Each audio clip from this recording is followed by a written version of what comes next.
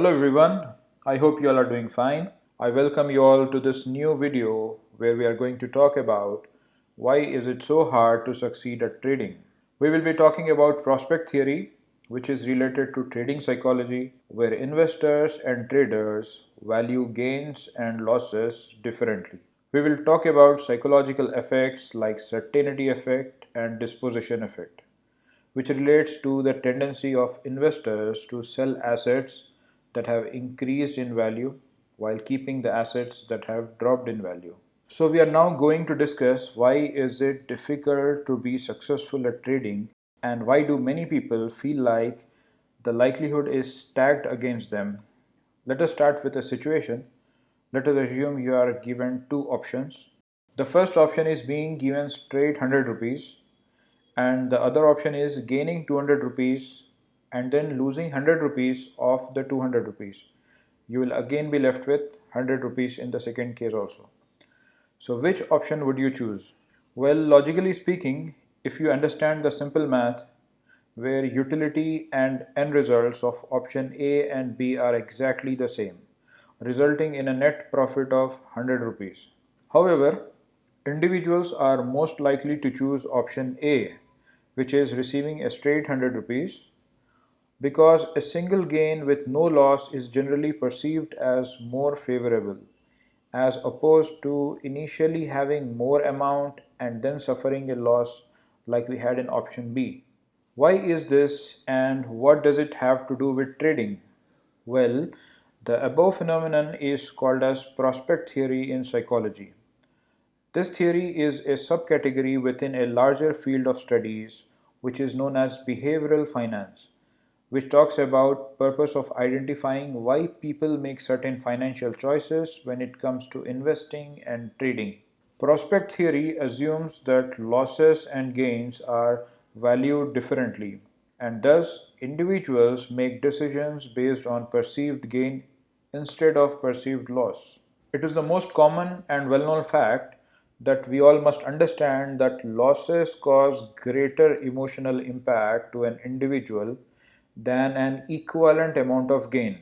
This will help us to understand how emotions work on us, and this will in turn improve our trading. So, the given choices presented two ways with both offering the same end result. An individual will pick the option which offers perceived gains and avoid the losses. Let us now see how it would look if we plot the prospect theory onto a chart. It would look something like this. This chart represents the difference in utility, which is basically the amount of happiness and sadness that we would experience, and that is achieved as a result of certain amount of profit or loss that we experience. And of course, this is not necessarily accurate for every single person. It just represents a general trend. One important takeaway from this chart is that losses tend to create a greater feeling of pain or sadness as compared to joy or happiness created by equivalent amount of gain. In the case of this chart, absolute joy falls in gaining or profit. 100 rupees is significantly less than the absolute pain caused by same 100 rupees. It is for this very reason that most traders have the compulsion of always wanting to be right on the trade in order to avoid the pain associated with the losing trade and the rush that they get from being right. This craving to avoid loss and compulsion of being right is referred to as certainty effect and disposition effect. So, this certainty effect, as the name suggests, it is to have confidence on a particular case. It is exhibited when people prefer certainty in outcomes and underweight outcomes that are only probable or likely to happen. Now, how does the certainty effect help us? It will fix leads to individuals avoiding risk when there is a prospect of short game. People crave certainty when it comes to trading. They convince themselves that the trade that they are taking is going to be a winner. Then the harsh reality sets in, that is, the market owes no one anything and that you have 0% control over how your trade will move once you have entered the market. The best mindset a trader can adopt is one which should always approach the market in probabilities or possibilities, ensuring that there are masters of risk and trade management. Now, about disposition effect, it is a tendency that traders have to hold on to losing trades for too long and then to sell winning trades too soon. And we know that there are only five outcomes of any trade. They are small winners, small loss, big loss, and break even. By holding on to losing trades for too long and selling winning trades too soon, the logical course of action would be to do the opposite.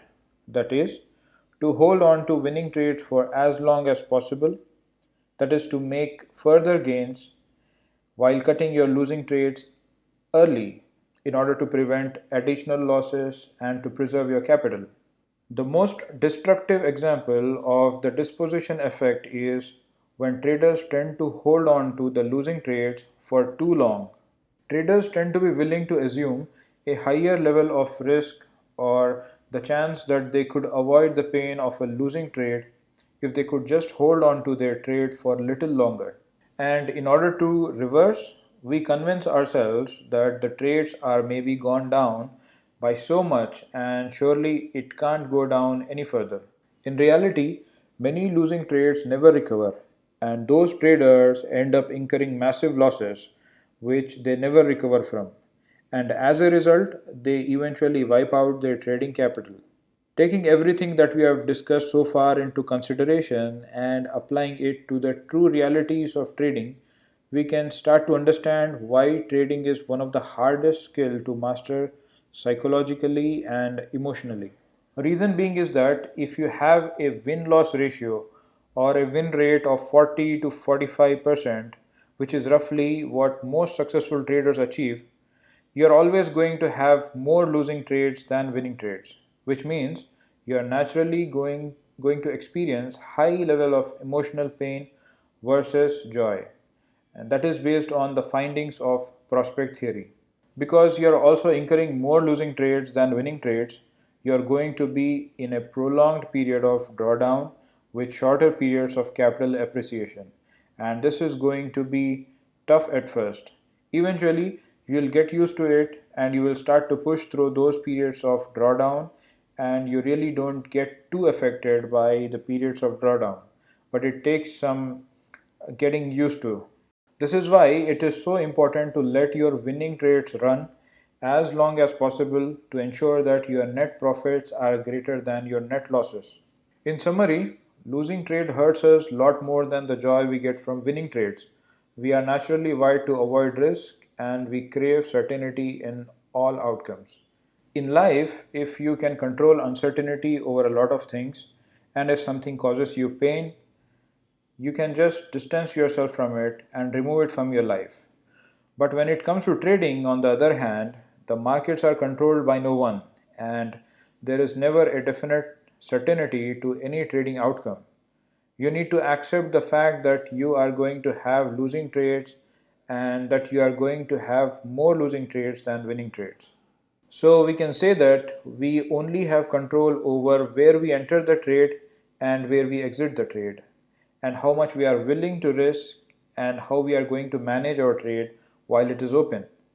This, combined with cutting your losing trades early and letting your winning trades run for as long as possible, is the core foundation to long term profitable trading.